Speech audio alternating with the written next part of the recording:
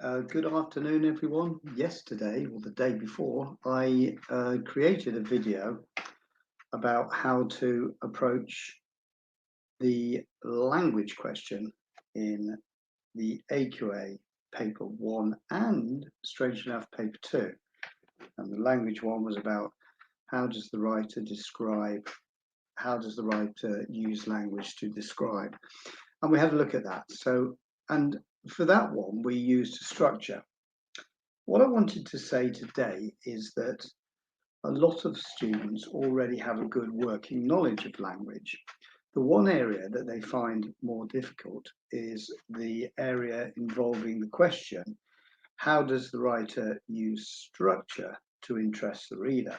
Even the question sounds a bit wishy-washy when you think about it. If you dissect it, how does the writer use structure, and then says to interest the reader?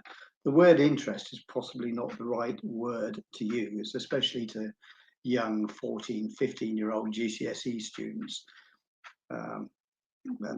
Because the word interest, you might ask them the question, how does it interest the readers? Well, I'm not interested, So the best word to convert that one to is how does the writer use structure to engage the reader or gain the interest of the reader, if you wanted to put an extra phrase in.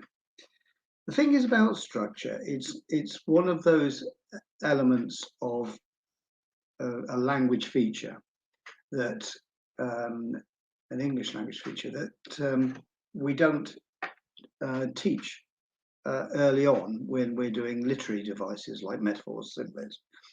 We know that structure is how we construct an article or a story, but it's more than that. There are what I call structural words that students need to learn in order to show the examiner that the examiner knows they're actually making a point about structure. So it's a little trick to be able to know some of the words that are used. Now, a lot of you know by now that I have developed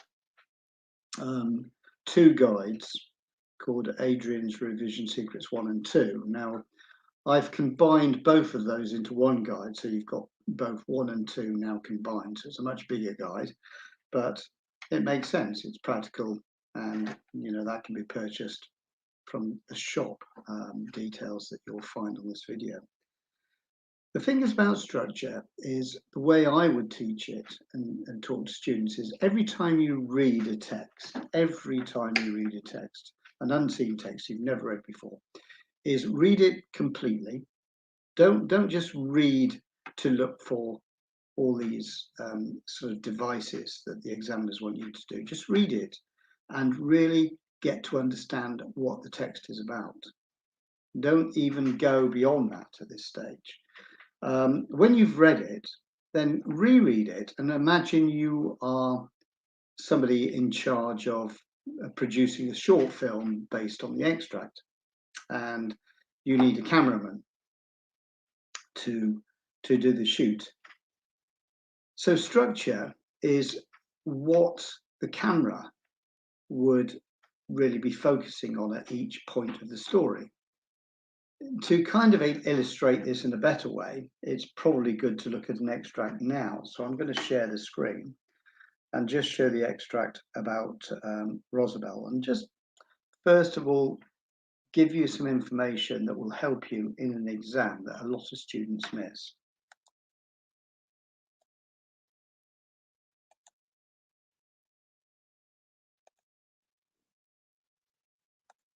Okay, so the first thing I'm sharing is a cover page of an exam that took place, I believe, in June 2017. As paper 1, and this is the insert cover page. So if you look at this, it's very helpful to look what's on it. And it says it's 20th century prose fiction. So that means it's in the 1900s. And it actually gives you a title, The Tiredness of Rosabelle by Catherine Mansfield. Now, you may say, well, yes, I know that. But a lot of students avoid the cover page. They go straight to the of a page. And it was written in 1908. So that's a specific date. Now, if we turn the page, this is what the students turn to straight away. And there's a little bit of blurb at the top. It says source A, and it says this extract is from the beginning of a short story by Catherine Mansfield. It is the early 1900s, and Rosabelle, a lower class girl who works in a hat shop, is on her way home. A lot of students probably don't read that as well, but there's more information. So we know that she's a lower class girl, she works in a hat shop, and we also know from the title on the cover page, she's tired and she's on her way home at this point. So when you look at structure, if we look at the very start of any story, the writer tends to want to set the tone and the mood. Now, tone and mood are structural words that you can use. And the word focus is a structural word. So if I said, what does the writer focus on at the beginning of the extract, we can quickly read through the paragraph. It says at the corner of Oxford Circus, Rosabelle bought a bunch of violets, and that was practically the reason why she had so little tea. For a scone, or scone as we pronounce it, and a boiled egg and a cup of cocoa are not sufficient after a hard day's work in the hat shop. So she's bought a bunch of violets and forgotten the chance to eat something. So she's probably hungry as well. As she swung onto the step of the bus, grabbed her skirt with one hand and clung to the railing with the other, Rosabelle thought she would have sacrificed her soul for a good dinner, something hot and strong and thick. So from the very beginning, you can ask yourself this question: what is the cameraman focusing on in this whole paragraph? And you have to look at detail. So at the very start, it says at the corner of Oxford Circus. You have to ask yourself the question, where is Oxford Circus? And a lot of students immediately say Oxford, but of course it's not, it's London. So it's a big city area. It's in the 1900s, and Rosabelle has finished work and she's on her way home. So if you're a cameraman, you'd probably do a panning sort of shot of the whole of the street. So you've zoomed out at this point, and you'll see somebody walking across in the street area, and gradually the camera zooms in on Rosabelle and zooms to the point that she's actually buying the flowers. And now the next bit, as it's writing and we're making a film, all we have is the writing to give us an idea. And it says that was practically the reason why she had little tea. So the writing tells us she's tired and she's hungry. So the cameraman now would probably zoom in on her face.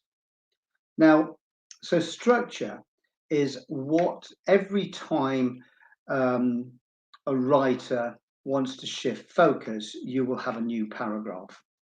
So we know at this point, this is Rosabelle in the streets of London at the start of the story, and it's a bit down and a bit miserable because she's tired, she's hungry, she doesn't have enough money to buy both flowers and some food that she desperately needs. The second paragraph, we can ask ourselves now, where's the shift of focus? We now know that Rosabelle is actually on the bus traveling back. So we now have another perspective. So that's why there's a new paragraph. And this kind of gives you the idea about what structure is.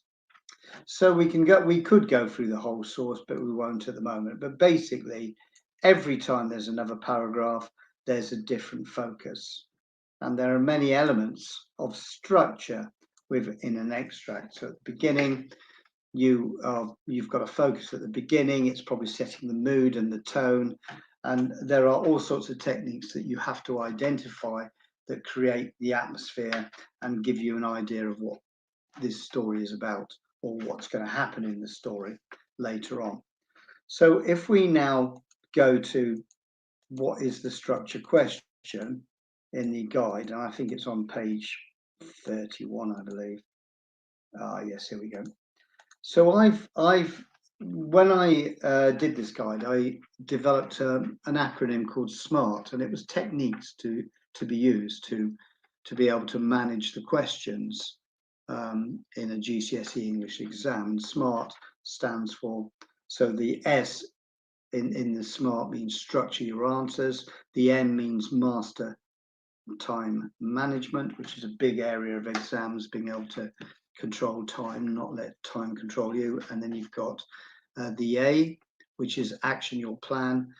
You've got the R, which is refining your skills and your learning, and T is you have to train for a GCSE like an elite athlete. In other words, there are small margins between success and failure, and the more you work on the small detail, the better chance you are of getting a very good grade. So let's look at the question, and this question never changes. Let's be honest about this. When you do AQA Language Paper 1 and Language Paper 2, the format of the questions will never change. It's always the same. You will always get a question that says, you see, this doesn't even give detail of the story, so it's just a generic phrase. You now need to think about the whole of the source. This text is from the beginning of a short story. How has the writer structured the text to interest you as a reader? And there's that word interest that I mentioned earlier. Remember, change that to engage, better word. And then the examiner is giving you some advice of what to do. It says you could write about. Well, why would you put could when you're giving bullet points? It means you should. Now, it's from these bullet points you can actually create a structure. It says you could. So let's say should. You should write about what the writer focuses your attention on at the beginning of the source. So don't forget that when you do this question, do it chronologically. So some students jump around finding structural features, and they do it in any order that they find what they think is a structural feature. That's not right. It's wrong. You think about the logic of reading a text. At the beginning of a story, you get limited information. As the story progresses, you get more and more and more, until the end of the extract, you've now got pretty much the full picture of what this is about. So please use a chronological approach. So at this, it says what the writer focuses your attention on at the beginning of the source. So that could be a starting one. How the writer changes the focus as the source develops, and any other structural features that interest you. Remember, when you do this, you have to use references all the time from the text.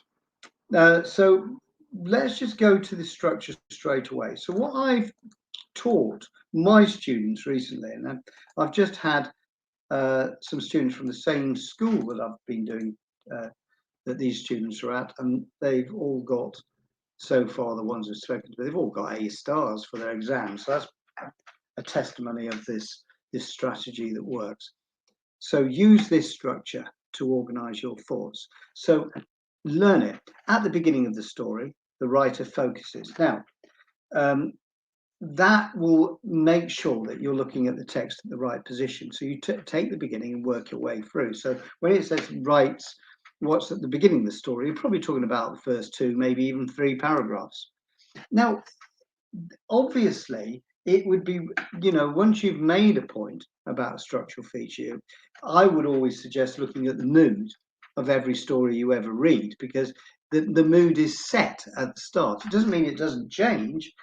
It just means it's set, and that's a feature you could say. So you could say the writer creates a calm mood, or an exciting, full of action start, or it's in quite miserable. There might be a weather description which is miserable and then puts us all in a bad mood, etc., etc. So at the beginning, maybe you could say the writer focuses on setting a miserable tone by using the weather or whatever it is you want to say. And then as the story progresses, there's a shift. There will be a shift of focus, so it won't always be the same. And then you can then put a furthermore in. The writer creates tension. That's just an idea. And then a finally, and we notice a link between the beginning extract with the end. So when the writer says you should focus on the beginning of the story, don't forget there is an end of the story as well. So you've got 4 starting paragraphs with those phrases. Now, I've said here, to constantly assure the examiner that you are knowledgeable of the concept of structure, you must use structural language, so that this displays your understanding of structure. So here's a few structural words. So use common phrases and words such as shift of focus, change of mood, contrast, flashback, circular narrative, negative, positive words, dialogue, tension, internal thoughts, aspirations, external reality. You know, this is all about structural features. But remember, one of the ways of just making this more enjoyable, and you know, I know this sounds crazy, but with an exam, you need to try to, and you know, welcome the opportunity to share your knowledge of understanding with the examiner. That's the way to look at it. Don't think, oh, I've just got to read this text, I don't really care about it. No, you've got to care about it. You've got to care about the text, and you've got to try and go through the text like a lawyer goes through evidence at a court case. So don't read and too fast. You know, you get a reading time that is suggested to you for the exam of 15 minutes. And most students jump into the questions, reading bits of the text, thinking they're saving time. When in fact, they're not saving time, they're wasting time, because what happens is because they don't read it well, guess what? They go back to the text again and again and again. So let's just stop sharing that now, and let me just talk to you on the thing. So English is about working on strategies to do each question. Now, question 3 is 8 marks. So it makes sense that if you do 4 shortish paragraphs explaining a structural feature and then the impact of the structural feature, you can get 2 marks for each paragraph. And that's the way you can get it. Now, my feeling is it's difficult for you sometimes as students if the teacher doesn't teach you something. But you know, you can subscribe to these videos that are free when I'm giving you tips on how to go about writing answers. There's other ways too. You can also, my revision guides are pretty much the way I'm talking now to you. They're written like that. So you'll imagine that I'm there talking to you and saying, do this and this. And it's all about strategy and taking control of the exam. And also there is an exam strategy on how you master time management. And I do a lot of things like turning the pyramid upside down. So many of my students actually do the whole paper back to front and find that they gain time rather than lose it. And they have done really, really well. So it's important to look at the options that are available to you. So one of the things that I'd like to share now is what you can do. So if I look at, there are a few things. So I'm just going to share. I think what I'll do is share my screen. Let's just come back into it here and see if I can share Chrome tab. And I'll go on to this. For instance, I've developed for some students who can't afford one-to-one tuition, a new concept that I've developed called subscription tuition, and it's at different levels. And if you go to my website and click on it, you'll see that you can pay a monthly fee and you can get weekly assignments from me where I will mark your work and send you feedback. And you can also have thrown in on the subscription the guides required in order to do the work. So that's one. The other thing you could do is go to my shop, and you can buy the books individually. You could buy Adrian's Revision Secrets 1 and 2 individually, so you can take one, see what it's like, and it's £3.99. And you can take 2 if you like it as well, £3.99. But it makes sense to buy the combined one because it's £7, so you're saving 98p. I know it's not a big shout, but then it's another way of doing things. So the options for you to learn English are not all dependent on your school. What I do as a tutor, I support the schools and supplement the fantastic work they do. But I also have time when I'm dealing one-to-one with students, to be much more detailed in my strategy and creating individual voices in each student that I have. So all of these things make sure that the student is fully rounded in their approach to English.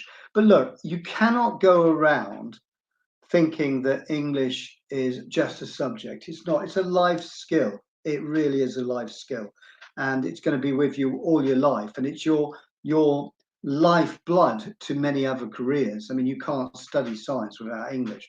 You know, it is the main core subject, but it's also the communication skill of English that is very important. And English will teach you many things about general knowledge. You know, people want to meet up-and-coming talent that have an opinion about things, and you have to start developing an opinion if you want to do this subject correctly. So it's not just about writing, it's not just about assessing and annotating, it's actually about getting to grips with the subject and beginning to really enjoy it. Anyway, if you like this, get in touch with me. Thank you for your time.